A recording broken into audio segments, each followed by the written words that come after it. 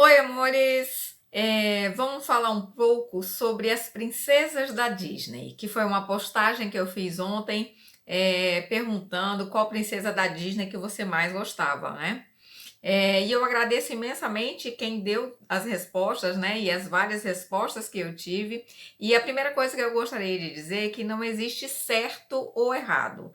Não existe princesa melhor ou princesa pior, mais certa ou mais errada.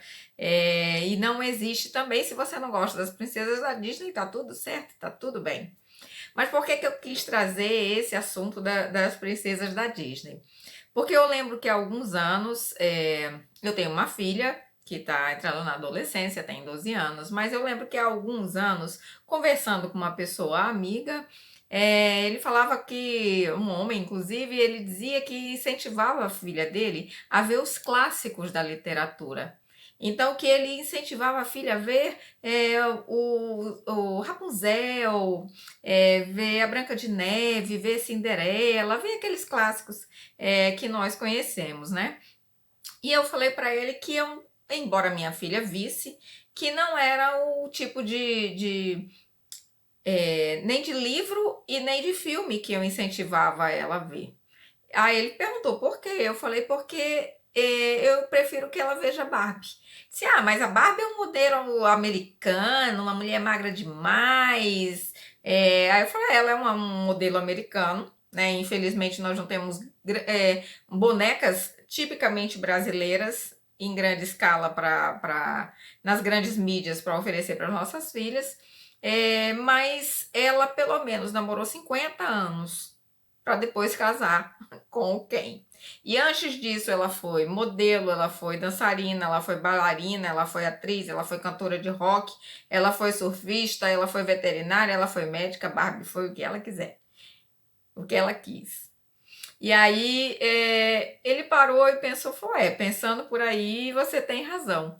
Falei, pois é, porque os grandes clássicos da Disney, o que é que eles nos ensinaram? E agora nós vamos voltar especificamente para o nosso tema, né? O que a gente tem que pensar é que as primeiras princesas da Disney, elas surgiram na década de 1937 e foram a primeira fase foi até 1959, ou seja, elas são bem antigas, no tempo em que as mulheres não tinham muita expressão na sociedade ainda, né? Elas eram criadas para serem donas de casa, para serem rainhas do lar, elas tinham que ser bem prendadas, né? Saberem cozinhar, costurar. Então é nesse modelo social que surge a primeira princesa da Disney, que foi a Branca de Neve. E o que a Branca de Neve faz após fugir de casa porque a madrasta que matou o pai tentou matá-la? Ela vai para a casa dos 7 anões, né? Então ela entra numa casa que ela não conhece ninguém, e o que é a primeira coisa que ela faz ao entrar na casa? Ela vai fazer uma faxina, porque ela encontra uma casa suja e bagunçada, e o que ela vai fazer? Faxina. E para ela poder ficar lá, o que ela faz? Ela oferece o quê? Para os 7 anões. Eu vou cuidar de vocês. Eu vou limpar, eu vou lavar e eu vou cozinhar para vocês. Mas vejam só,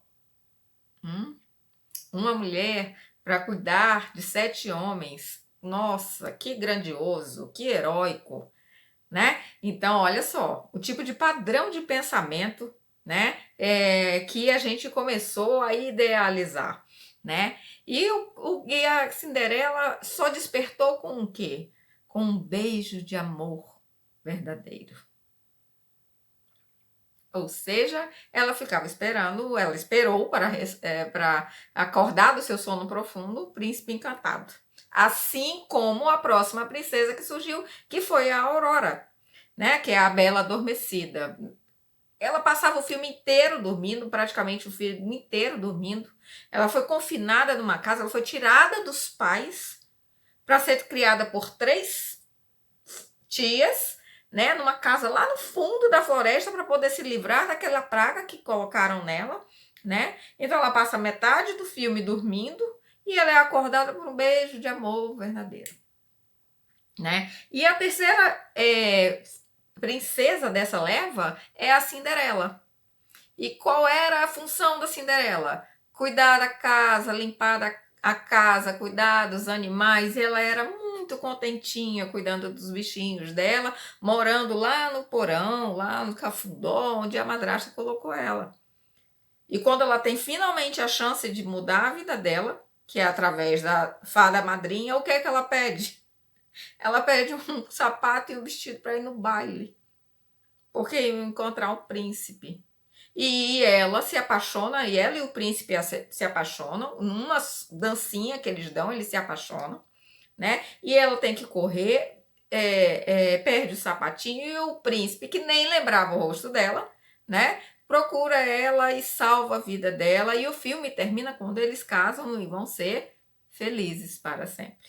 Ou seja, nessa primeira fase de princesa da Disney, elas não tinham, o único objetivo da existência feminina era casar, né? A imagem de existência feminina dela estava ligada a um homem, né? Então, depois de 40 anos, né, dessa história toda que nós fomos criadas lendo e ouvindo essas belas histórias, em 1989, eu já estava quase tendo meu primeiro filho, né, quando surgiu a segunda leva de princesas da Disney. Elas são um pouco diferentes, elas são mais inteligentes, elas são mais aventureiras, mas mesmo assim elas mantêm alguns padrões. A segunda leva de princesas da Disney começa com a Ariel, da Pequena Sereia. Né? E embora a Ariel seja uma ruptura com esse primeiro padrão de princesas, a Ariel também deixa a sua essência, deixa de ser quem ela é. Né? Ela abre mão de quem ela é para poder se casar com o príncipe Eric. Para poder conquistar o amor do príncipe, ela abre mão da sua cauda. Ela quer deixar de ser sereia, né, para poder seguir esse grande amor. Ou seja, embora ela seja teimosa, ela brigue com o pai, ela vá atrás dos sonhos dela, né, o sonho dela de andar na terra. Embora ela faça tudo isso, ela abre mão da sua essência, de quem ela é, por causa do amor de um homem, né? E aí eu não estou dizendo que é certo ou é errado, né? Mas esse é o primeiro modelo da segunda fase de princesas, né?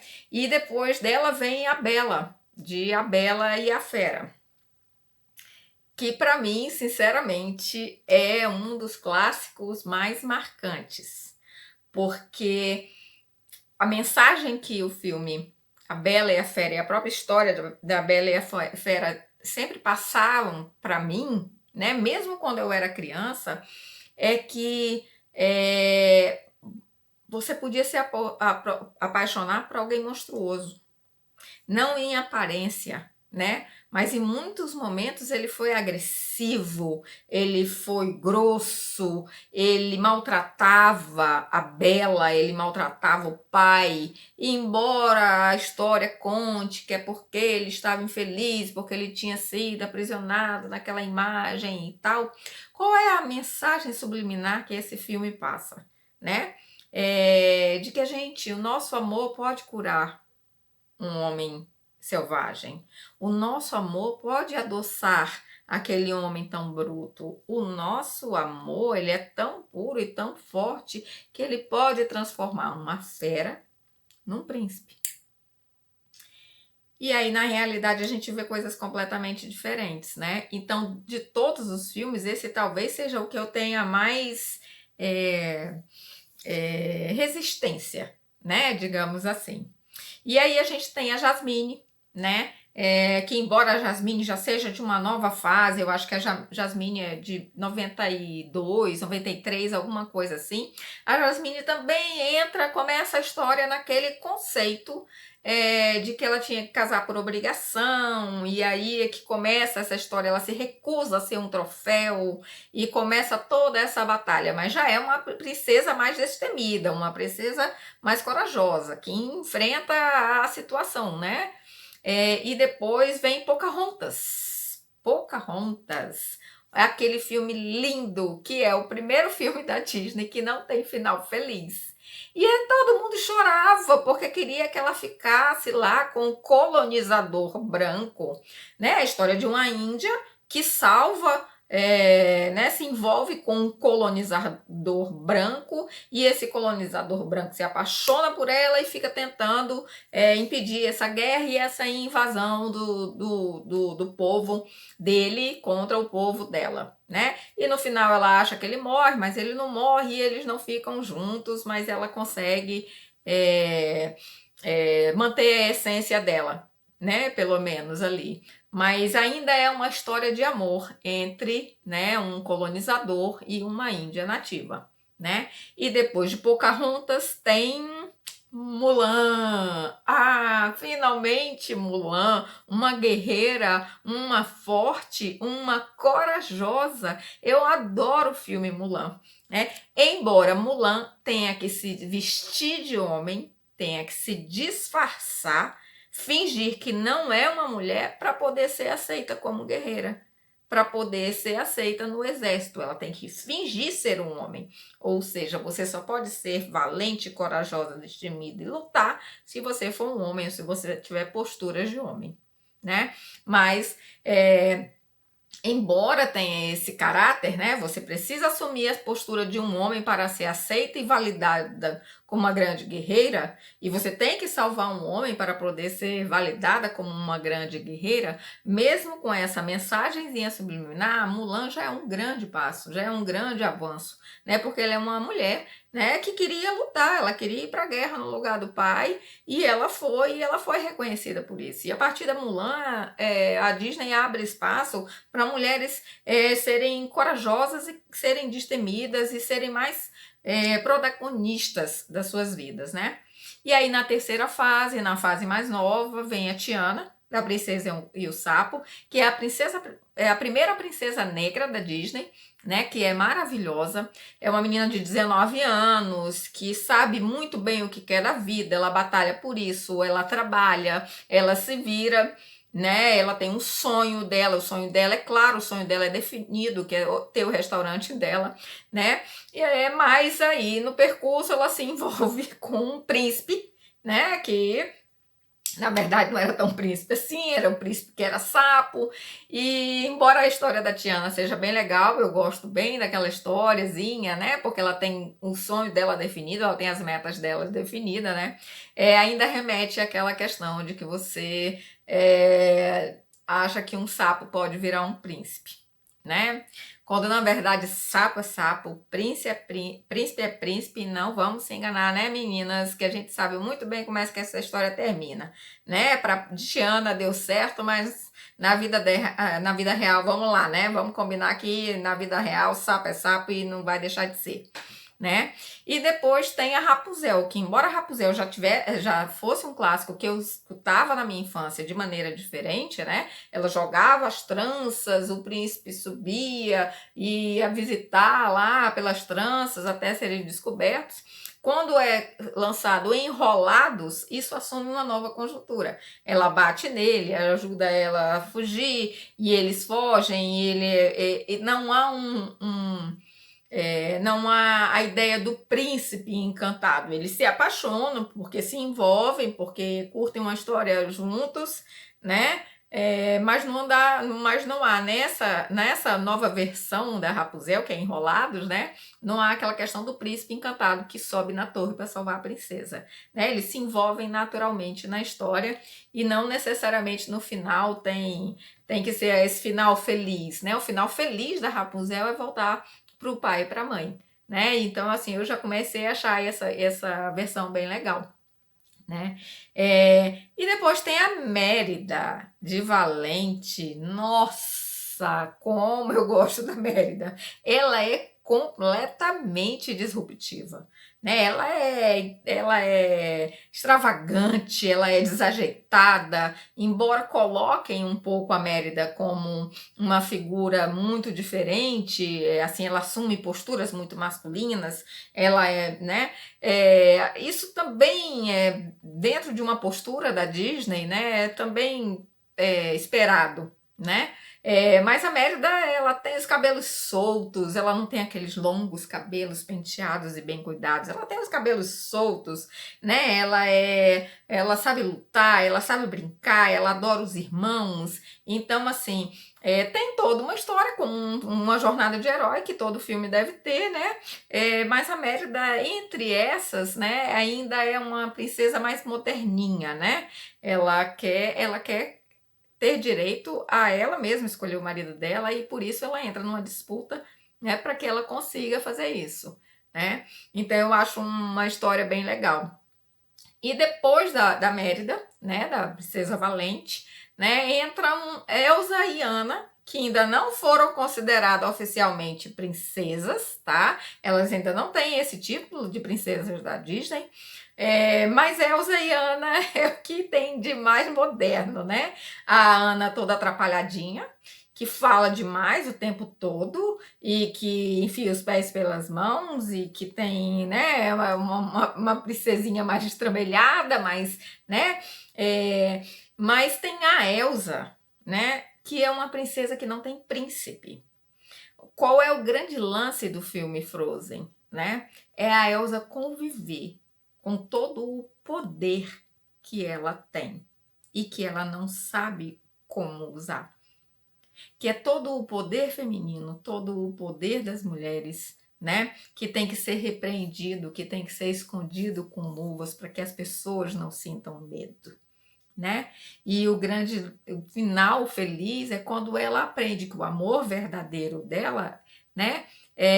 Para salvar a irmã, era o amor verdadeiro, era o dela, era o amor de irmãos, era a união familiar, né? O amor delas enquanto família que poderia salvar a irmã, né? E é quando ela aprende a controlar todos os poderes, quando ela fica em paz com ela mesma, quando ela fica em paz com esse amor, quando ela aceita quem ela é e os poderes que ela tem, e ela consegue controlar, né, aquele poder dela de fazer gelo, né? É quando a gente tem finalmente o final feliz de Frozen. E até mesmo no Frozen 2, se vocês não assistiram, recomendo que vejam, né? Ela encontra, encontra dentro dela mesma vários outros poderes e o poder supremo de ser o equilíbrio do reino dela, né? Então, assim, era essa reflexão que eu queria trazer para vocês em relação às princesas da Disney, né?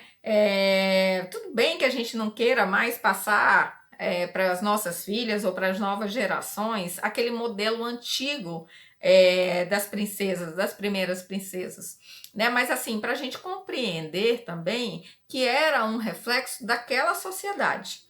Ok. E quando a gente for contar essa história, ou que as nossas filhas ou as nossas netas vejam essa história, que a gente consiga dizer para elas, né, que aquilo era antigamente, isso é uma história.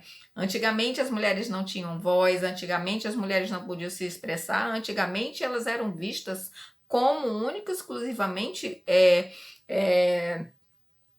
utilidades domésticas, né? Ela tinha aquilo ali, ela tinha que saber cozinhar, costurar, cuidar dos filhos, cuidar da casa e que a felicidade dela estava atrelada a conhecer um homem, se casar e viver feliz para sempre, né? Então é uma parte da história das mulheres que precisa ser contada, até para que ela possa ser superada.